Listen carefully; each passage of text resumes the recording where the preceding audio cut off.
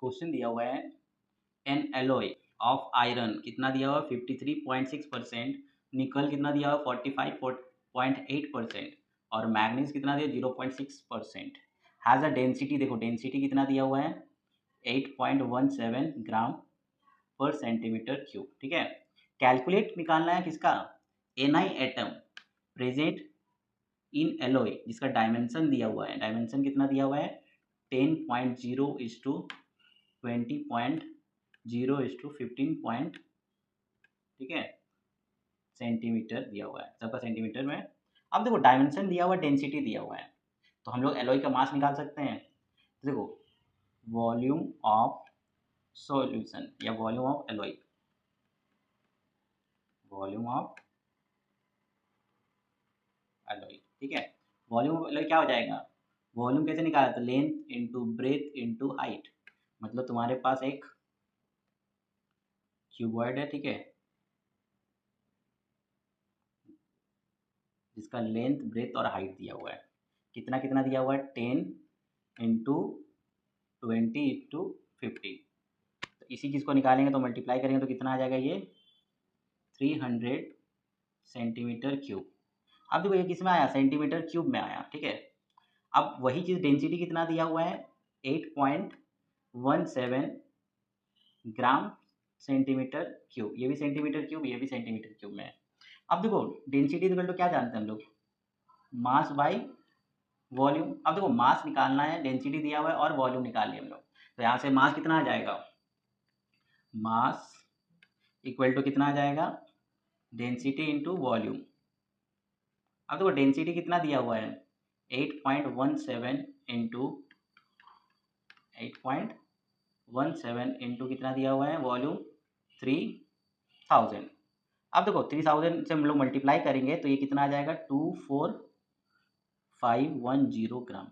ये total mass आया किसका, एलॉय का।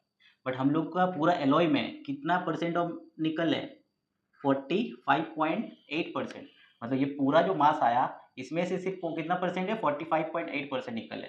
तो हम लोग निकाल सकते हैं इसका मास ऑफ निकल, तो कितना आया टोटल मास आया 24510 इंटू कितना परसेंट है ये, देखो 45.8, तो हम लोग लिखेंगे 45.8, इसको हम लोग परसेंटेज है तो कितना हो जाएगा डिवाइडेड बाई 100। अब देखो इसी चीज़ को सॉल्व करेंगे तो ये कितना आ जाएगा 11225.58 इतना ग्राम ऑफ निकल आया। अब देखो निकल में हम लोग निकालना क्या है, इसमें निकालने बोला है नंबर ऑफ एटम निकालने बोला है, ठीक है, नंबर ऑफ निकल एटम।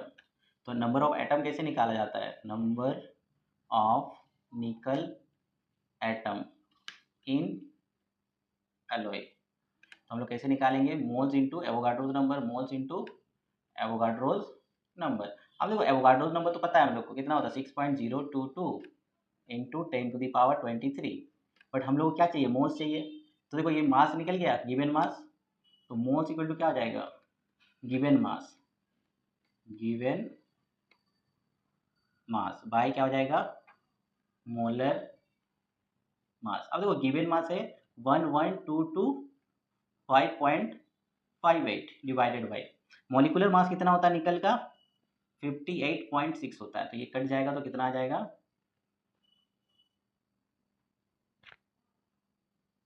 इसको एक साथ कर लो इजी हो जाएगा, ठीक है कैलकुलेशन। इसी में इसी जो ये मोल्स आया इसमें पुट कर दो, ये पुट कर देंगे तो कितना आ जाएगा 1122.558 डिवाइडेड बाई कितना आ जाएगा 58.6 मल्टीप्लाई 6.022 इंटू 10⁻23। ये जो पूरा सॉल्व करेंगे तो ये आ जाएगा 1153.9 इंटू 10⁻23 एटम।